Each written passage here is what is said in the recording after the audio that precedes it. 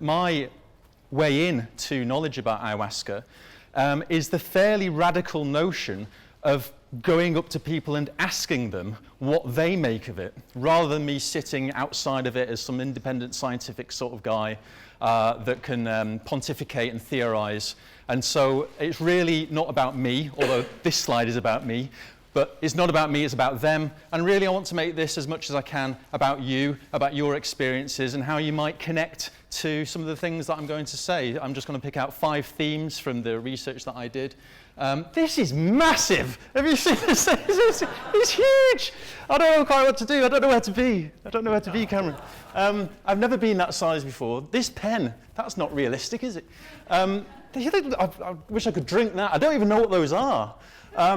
There's me up there at PsyCare. So it says I'm an existential psychotherapist here. Well, all of it, as Cameron said, it's all about crossover, isn't it? And some of the talks today have already said this. It's about crossover between science, social science, between art and science, between anthropology and psychopharmacology, all these big long words that you'll hear. Those are some quite long words. PsyCare is a shorter word, and that's the psychedelic harm reduction and welfare charity, very important in the UK, which I volunteer with. That's me at a festival a few weeks ago where we take care of people that are getting into trouble in various ways at a festival.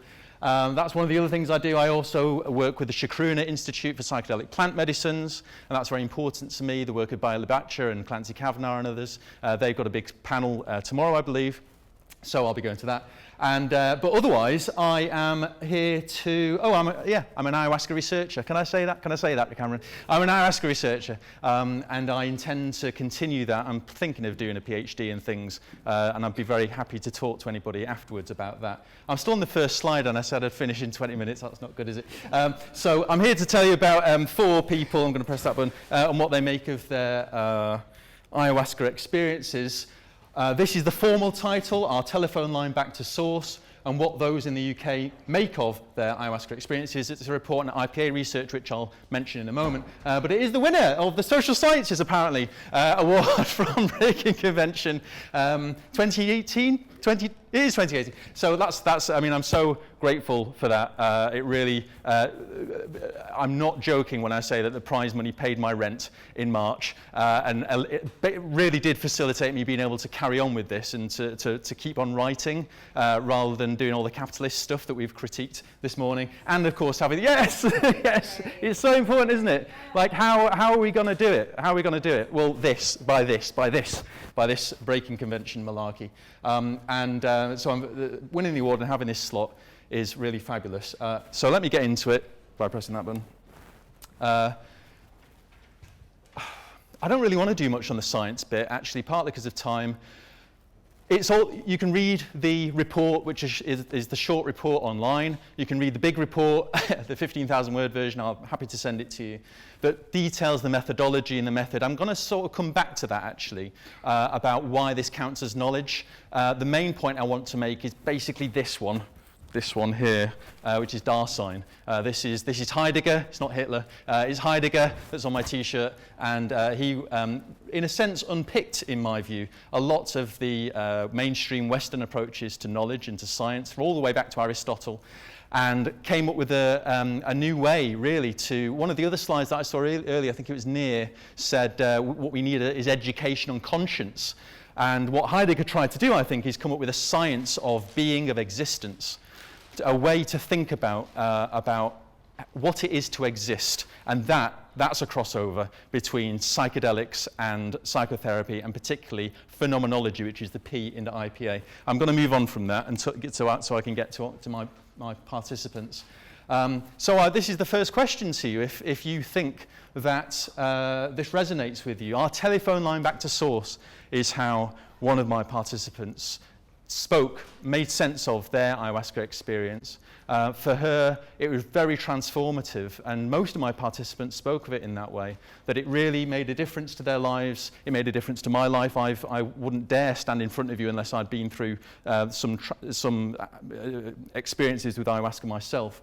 And this is what people said, that it led to this theme of insight and changes. So one of my participants used ayahuasca, credits ayahuasca in a sense, with helping him fight a 20-year-long addiction to drugs. So it's not small stuff. Another one changed her life so that she went from quite a narcissistic career, in her words, towards something that was much more focused on others, that was much more altruistic and much more networked, I want to say. And again, so that links to some of the things that have been said already. What other changes came up for my participants? Some of them, it reinforced existing ways of being and brought them back to their practice of yoga or their ways of staying grounded and focused on the world. So there was some subtle and some more dramatic changes. Oh, and well, I'll come to what one of my, the fourth participant said about inhabiting her father's psyche. So that was a huge, very meaningful insight that she had into her family history. And adoption, a relationship to adoption. One of my participants talked about feeling the roots that go back thousands of years and feeling an invited part of humanity after having felt rejected by his mum and dad. And so this is a fairly typical, is it typical? It was typical in the four people that I talked to. And I'll come back to the importance of attending to individual cases. Part of the IPA idea is that, in a sense, what's most individual is most general, that what's most yours is actually most human, and that we're experiencing this kind of common humanity together. So the second one was I ended up in my father's psyche. I mentioned it just then. This is about perspective, about having different perspectives that come up. So in a sense, the way that insights and changes occur is via taking up different perspectives. If you've had psychedelic experiences of your own, you may inhabit other people in your life, you may visit them, you may take an outside view or a wider view, you might go into it and become atoms and bacteria, you might I've experienced stages of evolution and the Cretaceous period and kind of holy wars and things like this. They'll all give you a different perspective on your life and give you a rich symbology, mythology and myth and metaphor to talk about things. For this participant, I ended up in my father's psyche. She couldn't work out why, in simple terms, why her father was so absent and cruel and very poor as far as she was concerned, gave a very traumatic and difficult childhood. And she felt some release when she inhabited his psyche and found out what happened to him when he was 5 years old, which was that she remembered as him that the experience of being confused, that he didn't know where his mother was anymore. And it's because she died and nobody told him.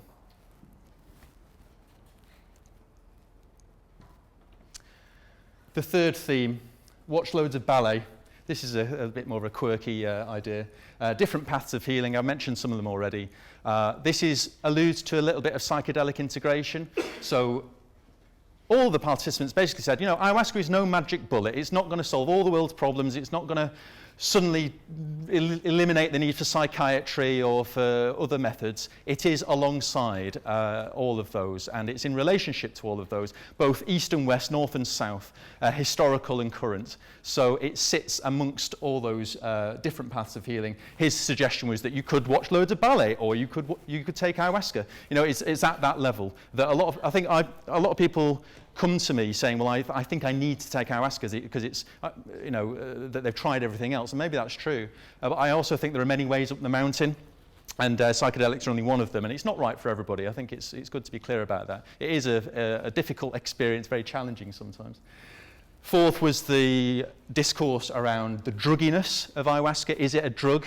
A lot of the scientific studies that we see, you just assume that it's dimethyltryptamine, that you can distill it to an active ingredient and just deal with that.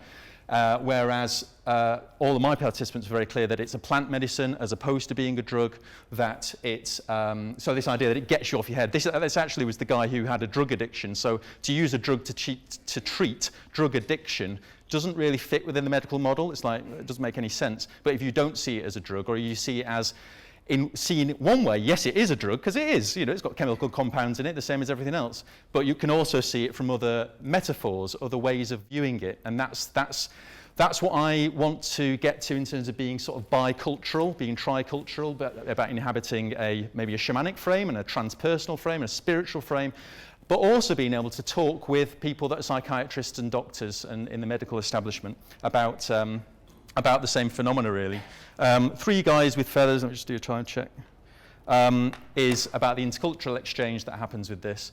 So this is very much the fact that ayahuasca is an Amazonian plant medicine. It's been used for hundreds of years, if not thousands of years, and historically it comes with a great deal of its own indigenous culture, which is very important, and there's a risk of appropriation, of borrowing it, stealing it, but when borrowing becomes stealing. I've called it cultural exchange. Sometimes that's cultural domination,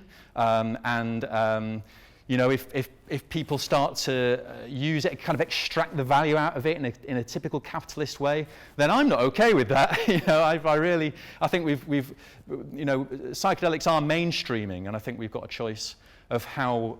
I hope that the people in this room are up for influencing that in whatever ways you can. It's certainly what I want to do. And my participant said, it's like Three Guys with Feathers, isn't it? You know, is just like, what's that? It's like, wear a big headdress, you know? And the mad sort of urban shamanism. Some of you may have experienced this. If you go to a ceremony in Amsterdam, it's going to be different than it is in Peru.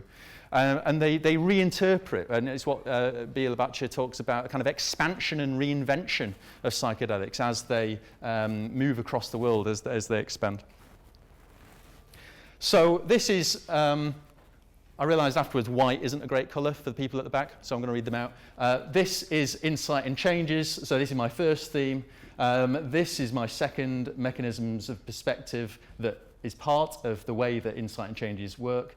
So what I'm basically saying is that the insight and changes that take place partly within a realm of intercultural exchange, but partly not, as in this bit. There's also a part of it that's not regardless of the culture, but that's not the prime thing that I want to talk about.